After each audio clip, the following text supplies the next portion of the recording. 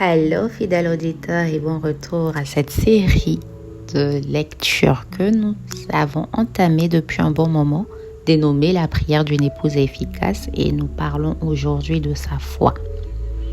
Prions. Père, nous te bénissons, te rendons grâce.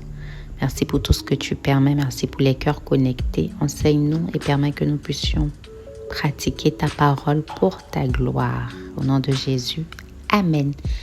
Nous sommes à l'avant-dernier chapitre. Sa foi. Je souris toujours quand quelqu'un me dit qu'il n'a pas la foi, car je sais que ce n'est probablement pas vrai. Jusqu'à un certain point, tout le monde vit par la foi. Quand vous allez chez le médecin, vous avez besoin de foi pour croire son diagnostic. Quand le pharmacien remplit votre ordonnance, vous lui faites confiance pour vous donner les médicaments appropriés. Quand vous mangez au restaurant, vous faites confiance au personnel pour ne pas vous servir de la nourriture avariée ou empoisonnée. Certains restaurants exigent un peu plus de foi que d'autres. Chaque journée est une marche par la foi à un certain niveau. Tout le monde croit en quelque chose. Dieu a donné à chacun une mesure de foi. Romains 12, verset 3. Nous choisissons ce en quoi nous croyons. Certains choisissent de croire en eux-mêmes, d'autres dans le gouvernement, d'autres dans le mal, d'autres encore dans la science, les journaux, le travail, leur entourage et même en Dieu. La seule personne que j'ai connue et qui ne croyait absolument en rien a fini dans un hôpital psychiatrique parce qu'elle est devenue folle. Nous ne pouvons vivre sans la foi. Nous ne pouvons pas plus mourir sans la foi. Notre foi détermine ce qu'il adviendra de nous après que nous aurons quitté ce monde. Si votre foi est en Jésus, vous savez que vous êtes en sécurité pour l'éternité. Et si l'esprit de celui qui a ressuscité Jésus d'entre les morts habite en vous, celui qui a ressuscité le Christ Jésus d'entre les morts donnera aussi la vie à vos corps mortels par son esprit qui habite en vous. Romains 8, verset 11. Autrement dit, si le même esprit qui a ressuscité Jésus d'entre les morts habite en vous, il vous ressuscitera aussi. Avoir des certitudes quant à ce qui nous arrivera quand nous mourrons a un grand impact sur notre façon de vivre aujourd'hui. L'assurance d'avoir la vie éternelle nous donne une perspective de la vie présente qui nous remplit de confiance. Voici une pensée effrayante. Jésus a dit, avant de guérir des aveugles, qu'il vous soit fait selon votre foi. Matthieu 9, verset 29. Cela ne vous pousse-t-il pas à vouloir réévaluer votre niveau de confiance en Dieu? La bonne nouvelle est que nous avons un certain contrôle sur nos vies et que jusqu'à un certain point, nous pouvons en déterminer l'issue. Nos vies n'ont pas à être laissées au hasard, ni à flotter au gré du vent du moment. Notre foi nous aide à déterminer notre destinée. Nous passons tous par des temps de doute. Même Jésus s'est demandé pourquoi Dieu l'avait abandonné. Non pas qu'il ait douté de l'existence de Dieu ou de sa capacité à intervenir en sa faveur, mais il ne s'attendait pas à se sentir abandonné. Parfois, nous ne doutons pas de l'existence de Dieu ni de sa capacité à nous aider, mais seulement de son désir d'avoir un impact immédiat dans notre vie. Il est sûrement bien trop occupé pour régler mes problèmes, nous disons-nous, mais il n'en est rien. Il n'en est rien. Votre mari traverse-t-il des temps de doute? Si tel est le cas, vos prières pour lui afin que sa foi grandisse feront une grande différence dans sa vie.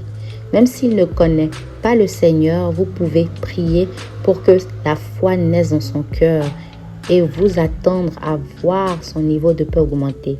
Il n'y a rien dans la vie de votre mari qui soit inaccessible et qui ne puisse être positivement influencé par une mesure plus grande de foi en Dieu. Jésus a dit, de tout homme qui a la foi en lui, de son cœur jailliront des sources de vie. Jean 7, verset 38. Cela devrait suffire à nous guérir et à nous laver d'une vie de douleur, d'épreuves, de crainte, de tristesse, d'apathie, de désespoir, d'échec et de doute. Et si nous prions? La prière du jour. Seigneur, je te prie de donner à, et vous dites le nom de votre mari, ce jour même une plus grande mesure de foi. Élargis sa capacité à croire en toi, ta parole, tes promesses, tes voies et ta puissance. Mets une soif dans son cœur qui le pousse à parler avec toi et à entendre ta voix. Donne-lui une bonne compréhension de ce que signifie se tenir dans ta présence et ne pas se contenter de demander des choses. Qu'il puisse te rechercher, s'appuyer entièrement sur toi, être conduit par toi, te mettre en premier et te reconnaître dans tout ce qu'il fait. Seigneur, tu as dit que la foi vient de ce qu'on entend et ce qu'on entend vient de la parole de Dieu. Romains 10, verset 17. Nourris son âme de ta parole afin que sa foi grandisse assez pour croire qu'avec toi tout est possible. Matthieu 19, verset 26.